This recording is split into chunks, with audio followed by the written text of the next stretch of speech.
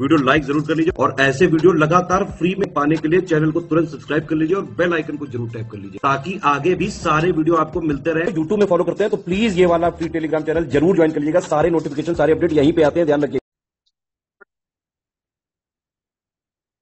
Hello everyone, welcome you all to study for civil services. और आज हमारी date 24 तारीख हो चुकी है। 24 के बहुत सारे इंपॉर्टेंट करंट अफेयर्स हैं जो हमसे पूछे जा सकते हैं, जिनका एग्जाम में रेलेवेंस बनता है, तो इनको भी कवर करोगे।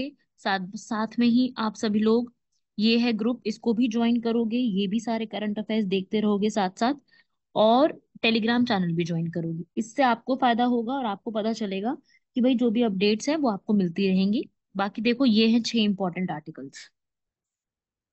सबसे पहला है ग्रीन बॉन्ड के ऊपर। ठीक है, ग्रीन बॉन्ड पढ़ेंगे पूरा डिटेल में, इसको अभी देखेंगे। फिर है ग्रीन क्रेडिट, दोनों टॉपिक साथ में चलेंगे, ग्रीन बॉन्ड और ग्रीन क्रेडिट। फिर है एडवांस प्राइसिंग अरेंजमेंट या अग्रीमेंट। फिर है तमिलनाडु का जेनेटिक, और फिर सैटेलाइट। ज्यादा डिफिकल्ट आर्टिकल्स नहीं है, मैं पहले ही बता दूं, इजी इजी से आर्टिकल्स हैं, पर हाँ आर्टिकल्स कैसे भी हो, देखो पढ़ना तो पूरा ही पड़ता है। तो सबसे पहला है ग्रीन बॉन्ड के ऊपर, जो कि आरबीआई रिलीज करती है। ये जो ग्रीन बॉन्ड्स का स्ट्रक्चर होता है ना भारत में, वो आरबीआई के अंडर आता है पूरा, तो आरबीआई ही इस पूरे को देखती है। अब ये ग्रीन बॉन्ड्स क्या होते हैं, ताकि हमारे जो कार्बन एमिशंस होते हैं ना, उन सबको बहुत ज्यादा कंट्रोल किया जा सके। जो कार्बन एमिशंस की इकोनॉमी होती है ना, उसको कंट्रोल करने के लिए जो किया जाता है ना, उसे कहते हैं ग्रीन बॉन्ड्स। ठीक है, एक टाइप के ऐसे ग्रीन बॉन्ड्स होते हैं, इन्हें कहते हैं सॉवरेन ग्रीन बॉन्ड्स। मतलब क्या होता है कि गवर्नमेंट जो है, सरकारी ऋण जिसके माध्यम से विशेष रूप से कम कार्बन वाली अर्थव्यवस्था में ही हम यहाँ पर अच्छा खासा पैसा रेज करते हैं। मतलब हम ऐसे प्रोजेक्ट्स करते हैं जिसमें ग्रीन प्रोजेक्ट हो, जैसे मेट्रो बनाने का है। अब मेट्रो जो बनती है वो ग्रीन प्रोजेक्ट में आती है।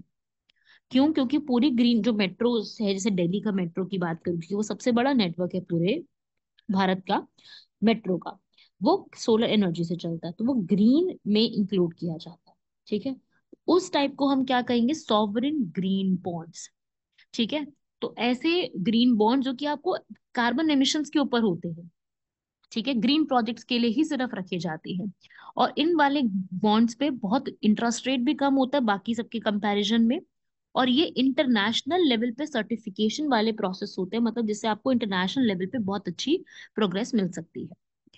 ठीक है, फॉरेन इंस्टीट्यूशनल इन्वेस्टर्स यहाँ पे आते हैं, उनके लिए यहाँ पर, जैसे हमारा भी टारगेट है 2070 तक नेट जीरो लेके आना है कार्बन एमिशंस में।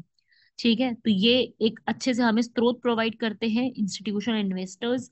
ठीक है, जिसके तहत हम लोग ग्रीन प्रोजेक्ट्स बना पाते हैं और इंडियन इकोनॉमी को उठाने की पूरी कोशिश करते हैं। लेकिन वही है कि आज भी इसके ऊपर बहुत अच्छे तरीके से स्टैंडर्ड्स मेजर्स पूरे तैयार नहीं, बहुत ज्यादा अच्छे तरीके से नहीं है स्टैंडर्ड्स और मेजर्स तैयार, पर उतने ज्यादा यहाँ पर नहीं है।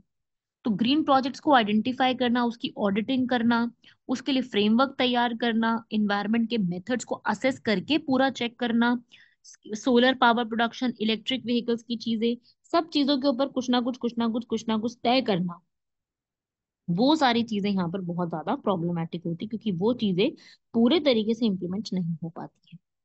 ठीक है, तो वो है यहाँ पर जो मेन इंपॉर्टेंट चीज है, वो आप यहाँ पे समझ सकते हो कि इसके अंदर इश्यूज भी काफी सारे हैं। ठीक है, चाहे हम इम्प्लीमेंट कर दें ये चीजें, पर इश्यूज हैं, पर वही है कि इसको इम्प्लीमेंट भी किया जा सकता है हमारी डिमांड्स को पूरा रखते हुए, डिमांड्स के ऊपर पूरा देखते हुए। करने को तो ये चीजें भी खूब हो सकती हैं, चाहे तो आसानी से ये चीजें जो है वो बढ़िया तरीके से पूर्ण रूप से जा सकती हैं।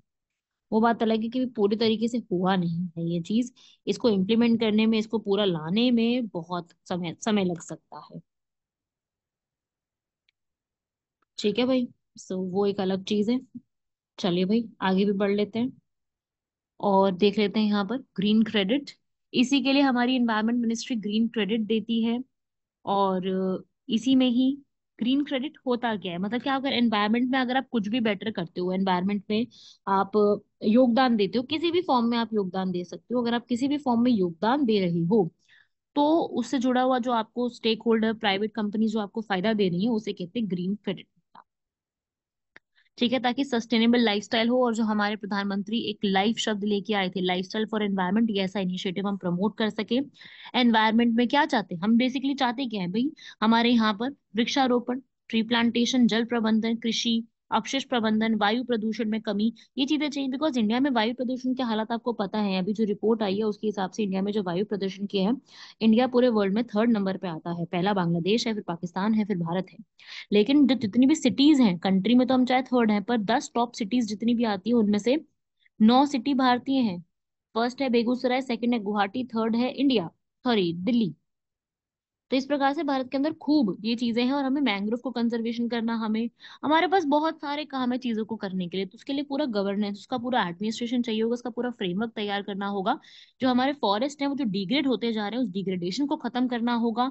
और हमारी जो ICFR, Indian council of forestry research है, वो भी इसके ऊपर पूरा काम देखती है। तो अपने पास काम करने के लिए बहुत सारी चीजें हैं। पर्यावरण मंत्रालय के पास अगर आज के टाइम पे बात करूँ, तो उनके पास जो काम करने के लिए स्टेप्स हैं, काम करने के लिए जो चीजें हैं, वो भरपूर है। बस वही है कि धीरे धीरे करके वो इन चीजों को इम्प्लीमेंट करें और उसको अपनाना शुरू करें, उसको लागू करना शुरू करें। ठीक है, तो करने के लिए चीजें बतेरी हैं, जैसे हम अपनी लैंग्वेज में कहें भाई, बहुत है। ठीक है।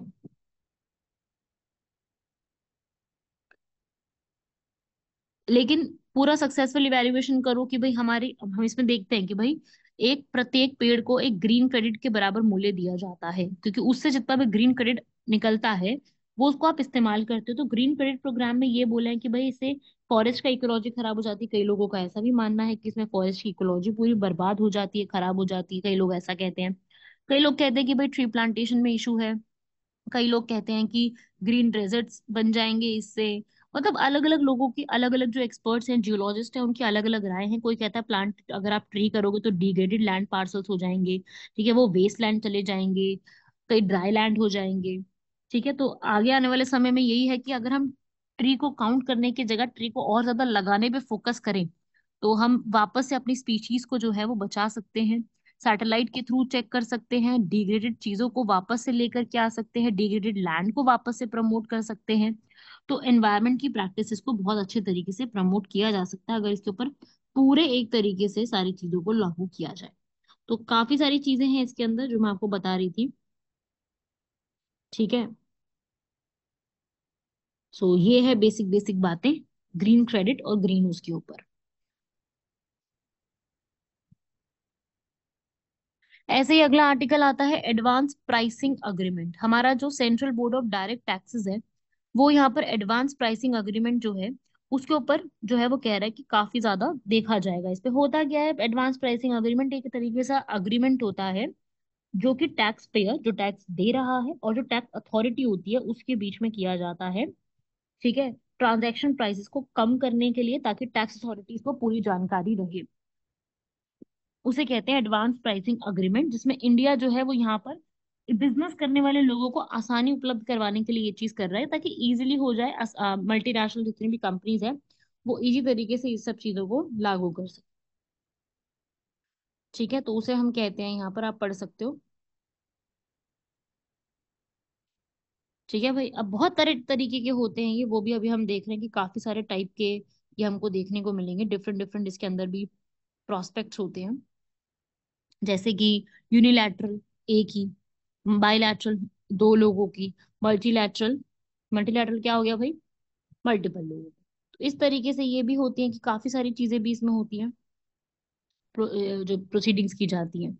तो APA होता है, ठीक है भाई, अग्रिम मूल्य निर्धारण समझौता, अपनी मर्जी से किया जाता है, और जितने भी विवाद हो जाते हैं उनको हल करने के लिए अपील की जाती है।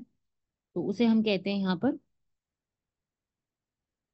APA। 9 सालों से के लिए दिया जाता है ये चीज, सेंसिटिव डेटा प्रोवाइड किया जाता है बिजनेस द्वारा, और फिर वो टैक्स की जो जिसको पे कर रहे हो वो सारी चीजें यहाँ पर देख सकता है।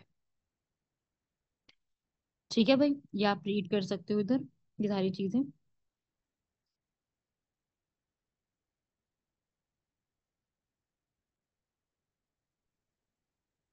और ये सब देखने के लिए central board of direct taxes होता है। अब ये क्या होता है भाई, ये एक स्टैट्यूटरी बॉडी है। मैं आपको क्लियर कर दूं, स्टैट्यूटरी बॉडी वो होती है जो कि पार्लियामेंट ने किसी एक्ट से क्रिएट की हो। ठीक है, 1963 के एक्ट से फाइनेंस मिनिस्ट्री ने यहाँ पर बनाई थी, जिसमें वो सारे डायरेक्ट टैक्सेस की और इन सारी चीजों को पूरा देखता है। टैक्सेस का, डायरेक्ट टैक्सेस का जितना भी रिस्पॉन्सिबिलिटी होती है वो central board of direct taxes ही देखता है। ठीक है। एक एक अग्रीमेंट भी है जो साइन किया गया था, डबल टैक्सेशन अवॉइडेंस अग्रीमेंट, दोहरा कराधान बचाव समझौता, जो कि दो से ज्यादा कंट्रीज के बीच में साइन किया जाता है ताकि दो से ज्यादा टैक्स ना लग जाए। ठीक है। होता ये है ना कि भाई एक व्यक्ति कभी एक कंट्री में रह रहा है लेकिन वो टैक्स जो है, वो इनकम जो है वो दूसरी कंट्री से भी ले रहा है, तो वो टैक्स किस तरीके से देगा, कहाँ पर कितना अमाउंट में टैक्स देगा, वो सब चीजें होती हैं। ठीक है। टैक्सिंग इनकम जो होती है ट्रांसपोर्टेशन से आती है, किसी को प्रॉपर्टी से कुछ आ रहा होता है। तो 1983 में इंडिया और मॉरिशस ने भी डबल टैक्सेशन को यहाँ पर किया था ताकि दो जो है एक व्यक्ति को डबल टैक्सेशन करने से बचाया जा सके। ठीक है भाई। उसे कहते हैं डबल टैक्सेशन सिस्टम। ये था टैक्सेशन में इंडिया और मॉरिशस के बीच में हुआ था, क्योंकि इंडिया मॉरिशस काफी ज्यादा आपस में अग्रीमेंट्स वगैरह साइन करते आ रहे हैं हमेशा से, ट्रेड भी काफी बड़ा ही है। पिछले सालों में जितना था उससे बहुत ज्यादा इम्प्रूव हो चुका है। और पेट्रोल के प्रोडक्ट्स भी सबसे ज्यादा एक्सपोर्ट जो है वो करा है। भारत से मॉरिशस को निर्यात की गई सबसे ज्यादा वस्तु पेट्रोलियम ही रही है, लेकिन बाद में फार्मास्यूटिकल, अनाज, कपास, झींगे, ये सब चीजें भी और आई थी। देखो आप, अच्छा खासा एफडीआई जो हो चुका है वो हो चुका है मॉरिशस से, इंडिया जो आया है इसी की वजह से आया है 161 बिलियन। ठीक है। तो इन्होंने ये सब काफी सारी चीजें साइन करी हैं। और CECPA भी साइन करा है इंडिया ने, comprehensive economic cooperation partnership agreement, Hindi में इसको बोलते हैं। यहाँ पे आप पढ़ सकते हो, व्यापक आर्थिक सहयोग और साझेदारी समझौता, इस पे साइन किए थे। ठीक है। अफ्रीकन कंट्री मॉरिशस के साथ, आपको पता है ना मॉरिशस अफ्रीकन कंट्री है, वो इंडियन कंट्री नहीं है, इंडियन मतलब एशियन नहीं है। ठीक है। यूपीआई भी हम लोगों ने उनके साथ साइन किया, तो ये सब क्या होता है ना, इजी हो जाते हैं थोड़ा सा, प्रॉब्लम जो होती है वो सॉल्व करने वाला इजी हो जाता है इसमें। ठीक है भाई। तो आप ये पढ़ सकते हो इस तरीके से, ये छोटे छोटे से फैक्ट्स है, इसको आप अच्छे से लर्न कर लो, इसको नोट कर लो। ठीक है। अगला है तमिलनाडु का इंडस्ट्रियल ट्रांसफॉर्मेशन, क्योंकि अभी ना आप काफी सारी चीजों में पढ़ोगे कि तमिलनाडु काफी ज्यादा इंडस्ट्रीज के रूप में बढ़िया निकल के आ रहा है। तो हो क्या रहा है कि इकोनॉमिक ट्रांसफॉर्मेशन काफी अच्छा बढ़ रहा है। पहले के टाइम पे बहुत ज्यादा एग्रीकल्चर के रूप में जाना जाता था, कृषि की जड़ों में। अब वो बहुत विविध और औद्योगिक अर्थव्यवस्था की ओर बढ़ता जा रहा है, जिसकी वजह से वहां की पूंजीपति और लघु उद्यमियों को यहाँ पर काफी बेटर फायदा मिलता जा रहा है। अब उसकी जो तमिलनाडु की इकोनॉमी है वो सिर्फ और सिर्फ फार्मिंग सेक्टर से नहीं रह गई है, काफी बड़ी और काफी इंप्रूव होती जा रही है। तो तमिलनाडु का फार्म सेक्टर है अभी, वो भी है, लेकिन अब वो काफी ज्यादा और इंक्रीज होते जा रहे हैं। एग्रीकल्चर भी डाइवर्सिफाइड हो रहा है, वो सिर्फ एग्रीकल्चर में क्रॉप्स उगाने पे नहीं, लाइफ स्टॉक जो होती है ना हमारी, जो मवेशी होते हैं उनके ऊपर भी ध्यान देना हुआ, यहाँ पर काफी अच्छे से ध्यान देने लग गया है। तो काफी इंडस्ट्रीज वहां पे उन्होंने और भी बना ली, जैसे कि textile, engineering, leather, food processing की काफी सारी और इंडस्ट्रीज डेवलप हो गई है। गुजरात जो है वो ज्यादा इंडस्ट्रियलाइज है तमिलनाडु से, ये आपको पता है कि वहां पे इंडस्ट्री ज्यादा है गुजरात में। ठीक है। कारखाना का क्षेत्र वहां पे अच्छा खासा है। ठीक है। जबकि तमिलनाडु में ये आंकड़े और ज्यादा बढ़ते जा रहे हैं। अभी अगर मैं बात करूं, वहां पर गुजरात में 43.4 है हिस्सा। ठीक है। कार्यबल का 24.6 है, जबकि अब ये चीज यहाँ पर भी उनके बराबर पहुंचने वाले में जा रही है। ठीक है। तमिलनाडु में है ये चीजें। ठीक है। लेकिन गुजरात की इकोनॉमी डाइवर्सिफाइड नहीं है। डाइवर्सिफाइड मतलब कि वहां पर जैसे ज्यादातर जो है आपको एक ही चीज की ज्यादा चीजें मिलेंगी, जैसे कि वहां पे दूध का बहुत प्रोडक्शन है, ये चीजें वहां पे ज्यादा है। लेकिन तमिलनाडु में डाइवर्सिफिकेशन हो रही, क्यों? क्योंकि वहां पर उनका जो बिजनेसेस हैं वो काफी ज्यादा बढ़ते जा रहे हैं। वहां पे जो मीडियम स्केल के बिजनेस है 100 करोड़ से 5,000 करोड़ तक पहुंचते जा रहे हैं, जो 5,000 वाले हैं वो 10,000 करोड़ तक पहुंचते जा रहे हैं। तो क्लस्टर्स जो है ना वो धीरे धीरे करके वहां पे डेवलपमेंट के रूप में बढ़ते जा रहे हैं। क्लस्टर बेस्ड होती है ना कि एक चीज काफी ज्यादा डेवलप हो गई और वो डेवलप में होती जा रही है, बढ़ती जा रही है, तो ये डेवलपमेंट उनमें काफी ज्यादा इंक्रीज होती जा रही है, उसे हम कहते हैं डाइवर्सिफिकेशन। मतलब आप एक चीज में ही ना फोकस करके आप और चीजों में भी इंक्लूड कर रहे हो। कोयम्बटूर में इंजीनियरिंग गुड्स हैं, सिवाकासी में सेफ्टी मैचेस जो होती है, मैच बॉक्स होते हैं, फायर क्रैकर्स, प्रिंटर्स, ये बढ़ता जा रहा है। तिरुपुर में कॉटन की चीजें बढ़ती जा रही हैं।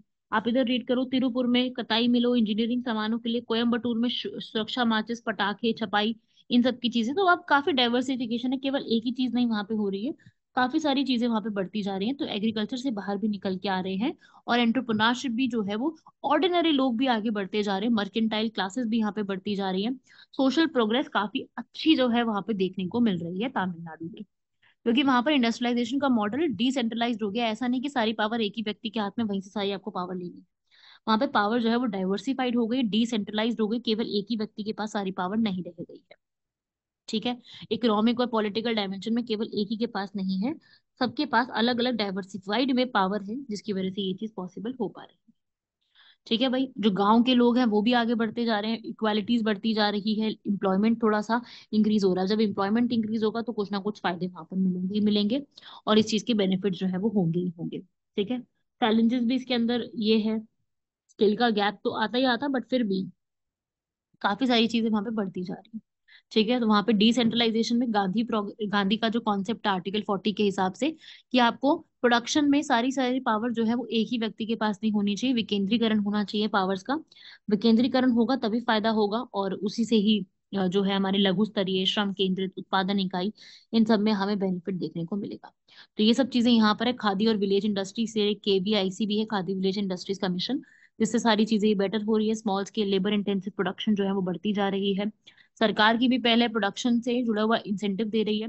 आप अगर ऐसी चीजों को फायदा देते हो, आप ऐसी प्रोडक्शन करते हो जो कि बढ़िया है, मतलब जो मैन्युफैक्चरिंग में काफी आगे कर सकती है, रेवेन्यू जनरेट कर सकती है, उन सब चीजों के अंदर आप प्रोडक्शन अगर कर रहे हो तो उससे आपको फायदा बहुत मिलेगा, सरकार भी आपको अलग से इंसेंटिव देगी इसकी।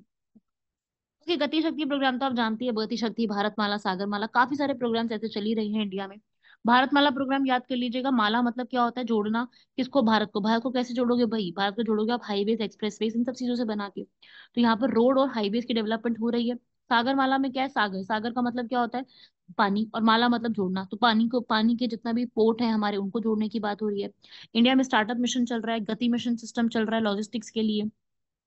Textile corridor, electronic park, fishing के क्लस्टर, एग्रीकल्चर के जोन्स, ये सब काफी चीजें इंडिया में डेवलप हो रही है, जिसकी वजह से ये चीजें हो रही है। और मेक इन इंडिया, आत्मनिर्भर प्रोग्राम, स्पेशल इकोनॉमिक जोन्स, ये सब आप लोगों ने जरूर ही कभी ना कभी मेरे से सुने होंगे, या खुद भी कभी पढ़े होंगे, सुने होंगे।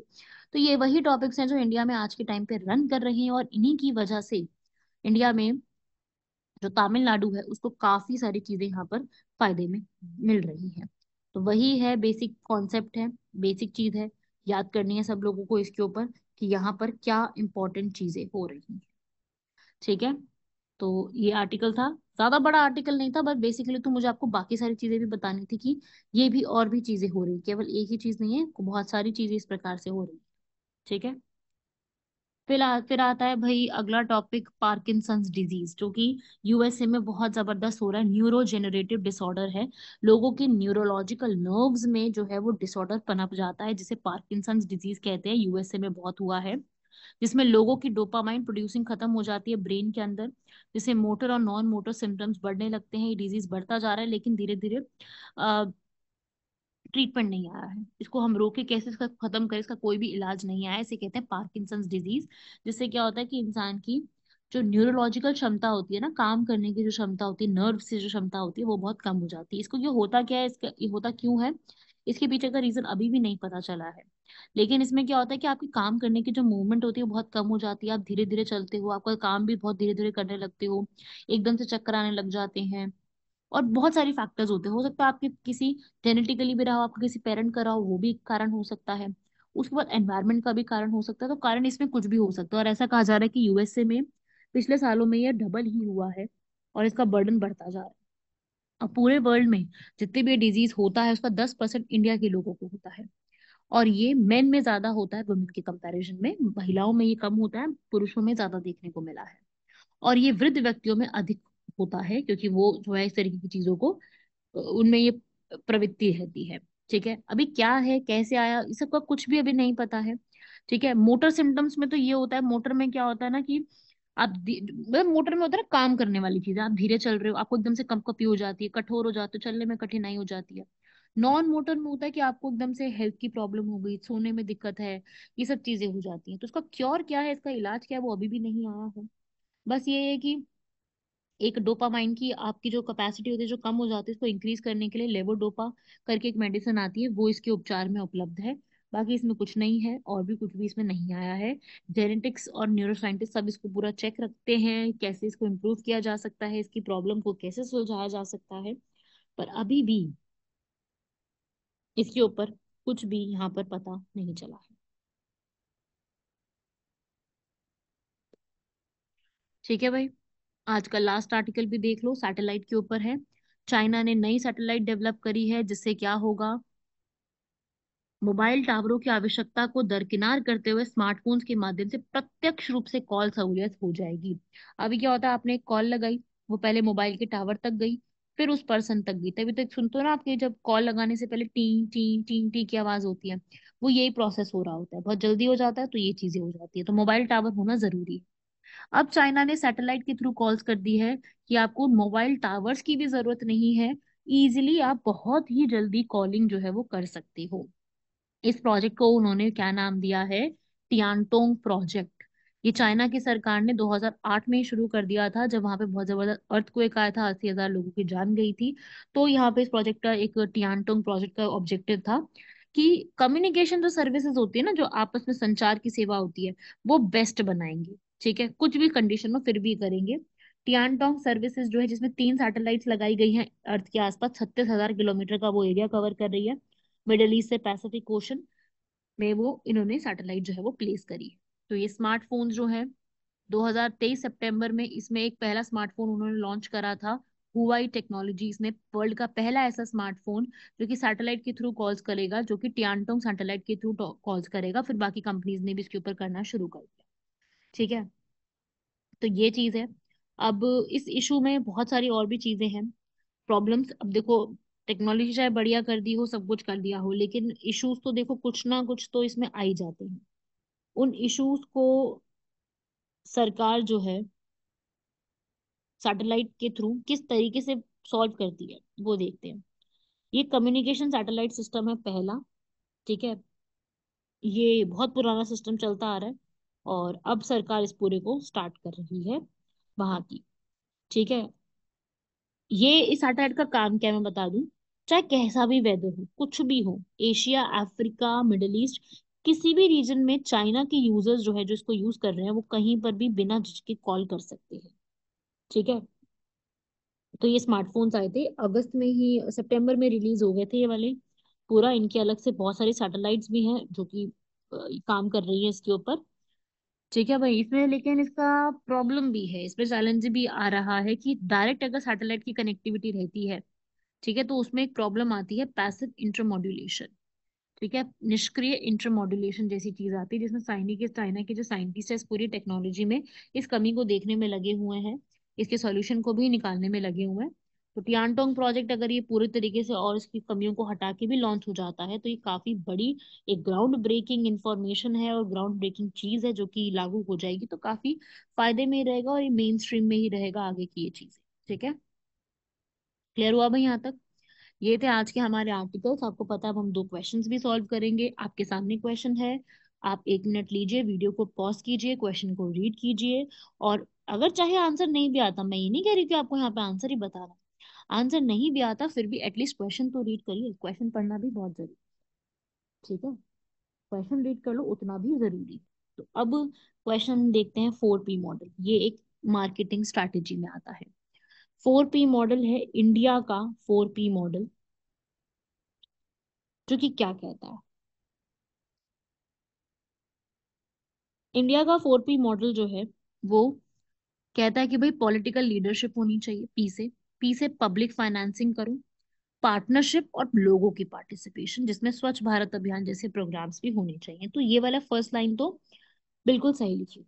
ठीक है, इंडिया का 4P मॉडल इसी पे कहता है कि हमारे भाई पॉपुलेशन, प्रोडक्टिविटी, पार्टनरशिप, पीस है, तो हमें यही चीजों को जो है वो लागू करना है। ठीक है, तो फर्स्ट स्टेटमेंट तो इसमें बिल्कुल ठीक लिखी हुई है। अगर आपने इस मॉडल को लागू करना है, तो आपको सबसे सपोर्ट चाहिए, आपको पॉलिटिकल, देखो जैसे एक प्रोग्राम है स्वच्छ भारत अभियान। अगर आपको स्वच्छ भारत अभियान, आपको पता है क्या है, 2 अक्टूबर को लॉन्च हुआ था 2014 में, प्रोग्राम में क्या है, सफाई के ऊपर। आपको भी ये बात पता है कि अगर आपको स्वच्छ भारत अभियान जैसे प्रोग्राम को, मिशन को सक्सेसफुल बनाना है, तो आपको राजनीतिक नेतृत्व चाहिए या नहीं? बिल्कुल चाहिए। वित्त पोषण चाहिए, फाइनेंसिंग चाहिए, लोगों से बिल्कुल चाहिए, भागीदारी चाहिए, बिल्कुल चाहिए, और लोगों की भागीदारी भी चाहिए। चाहिए ये सारी चीजें। तो यही एग्जाम्पल है, एसबीएम अगर कभी लागू होता है तो ये 4 का मॉडल रहेगा। इसे इंडिया का 4P मॉडल कहते हैं, कि किसी भी बड़े मिशन को आपको लागू करना है देश में, तो इन चीजों का ध्यान रखना पड़ेगा, जिसके लिए सरकार ने एसबीएम में 20 बिलियन डॉलर का यहाँ पर लोन, पैसा दिया है, ताकि एक एकदम एक काम करने के लिए, भाई टॉयलेट्स बना के देने हैं, साफ सफाई रखनी है, उसके लिए क्या करना पड़ेगा, ये चीजें करनी पड़ेंगी। बात समझ में आ गई? आई थिंक ये टॉपिक तो आपको समझ में आ गया होगा कि मैं यहाँ क्या बताना चाह रही हूँ आपको। ठीक है, थोड़ा वीडियो को शेयर वगैरह भी क्या करो यार, ऐसे तो शेयर नहीं होगी तो हमारे व्यूज नहीं आएंगे, तो फिर वीडियोस तो यार अगले महीने से मुझे तो ऐसा लग रहा है कि बंद ही ना हो जाए, क्योंकि जब तक इसमें ज्यादा लोगों का इंटरेक्शन नहीं होगा, ज्यादा लोगों का इन्वॉल्वमेंट नहीं होगा, तो कैसे बढ़ेगा ये चीज? आप भी बताइए, हमें भी आगे जवाब देना होता है। काफी बच्चे इसमें कमेंट्स करते हैं, अच्छा लगता है वो चीजें, मैं हमेशा लाइक भी करती हूँ उन कमेंट्स को, रिस्पॉन्ड भी करती हूँ। लेकिन फिर भी थोड़ा सा तो हमें इसको इम्प्रूव और ज्यादा करना पड़ेगा ना। चलो, डी आंसर लगाओ अभी तो आप इसका। फिर आगे अगला आता है वर्ल्ड क्राफ्ट सिटी। ये बड़ी बढ़िया सी न्यूज है, मैंने ये इसको ऐड करा है। वर्ल्ड की क्राफ्ट सिटी, ठीक है। तो अभी ये न्यूज में है, वर्ल्ड क्राफ्ट काउंसिल ऑर्गेनाइजेशन है, उन्होंने श्रीनगर को वर्ल्ड क्राफ्ट सिटी के रूप में चूज किया है नॉमिनेशंस में। अभी अवार्ड नहीं मिला है, ये सिर्फ चूज किया गया कि इंडिया से अगर किसी को चूज करना है क्राफ्ट के मामले में तो श्रीनगर को चूज किया जाएगा, जो कि यहाँ पर ये काउंसिल है, world craft council international, Kuwait में ऑर्गेनाइजेशन है जिसने इस चीज को चूज करा है। ठीक है, कंसिडर किया है, अभी सिर्फ विचार किया जा रहा है। तो फर्स्ट स्टेटमेंट और सेकंड स्टेटमेंट बिल्कुल सही लिखी हुई है। वर्ल्ड क्राफ्ट की एक ऑर्गेनाइजेशन है जो कि पूरे वर्ल्ड में जितने भी कल्चर्स होते हैं उसके ऊपर ध्यान देने के लिए बनाई गई है। तो फर्स्ट सेकंड थर्ड तीनों स्टेटमेंट बिल्कुल सही लिखी हुई है। अगला और लास्ट क्वेश्चन, आपको पता है आज मैंने किस पे देना था? स्वच्छ भारत मिशन पे। आप समझ सकते हो, आपको पता है कि स्वच्छ भारत मिशन कितना बढ़िया तरीके से रहा है हमेशा से। तो अब आपको स्वच्छ भारत मिशन के बारे में एक्सप्लेन करना है कि स्वच्छ भारत मिशन हमारे लिए किस प्रकार से योगदान में देता है। ठीक है, आपको बताना है कि स्वच्छ भारत मिशन कब स्टार्ट हुआ था। स्वच्छ भारत मिशन जो है ये ओपन डिफेकेशन फ्री 2 अक्टूबर 2014 में हुआ था। सॉलिड वेस्ट जो होता है उसको सही करने के लिए गाँव को open defecation free, ODF free लेके आना था। निर्मल भारत अभियान पहले था 2009 में, उसी को दोबारा से सही तरीके से स्वच्छ भारत अभियान के रूप में लागू किया गया है। ठीक है, और इसमें नरेंद्र मोदी उन्होंने स्टार्ट किया था राजघाट पर। फेज 1 इसका कंप्लीट हो चुका है, फेज 2 इसका लॉन्च हो चुका है, जो कि चल रहा है अभी। इसका स्लोगन क्या है? One step towards cleanliness. Phase 1 जिसका हो चुका है 2019 तक, फिर अब फेज सेकंड जो है वो चल रहा है। और टॉयलेट्स को कंस्ट्रक्ट करना, ऐसा बोला गया कि 90 मिलियन टॉयलेट्स यहाँ पे बनाए जा चुके हैं। जो हाथ से मैला ढोते हैं, मैनुअल स्कैवेंजिंग, उनके ऊपर है उनका बिहेवियर चेंज में रखना। ठीक है, ये सब चीजें हैं। तो आप ये सब बताओगे इसके अंदर, ये सब चीजें हैं इसके अंदर। ये आपको एक्सप्लेन करना है कि ये है इसका पूरा। यहाँ पर इसमें प्रमोशन की कैंपेन से बहुत सारे फिगर्स को भी यहाँ पर इंक्लूड करा गया है। मनीषा कोइराला है, काफी सारे और लोगों को भी इसमें इंक्लूड किया गया था। बाबा रामदेव, प्रियंका चोपड़ा, सलमान खान, विद्या बालन, अमिताभ बच्चन, काफी सारे एक्टिविटीज भी यहाँ पर अलग अलग जगह पे की गई है ताकि इसको प्रमोट किया जा सके। और इसका परफॉर्मेंस भी काफी इंप्रूव हुई ही है। और इसके लोगों ने भी काफी इसके ऊपर ध्यान दिया है, अर्बन और रूरल दोनों एरिया में। लेकिन इसमें करप्शन भी खूब होता है।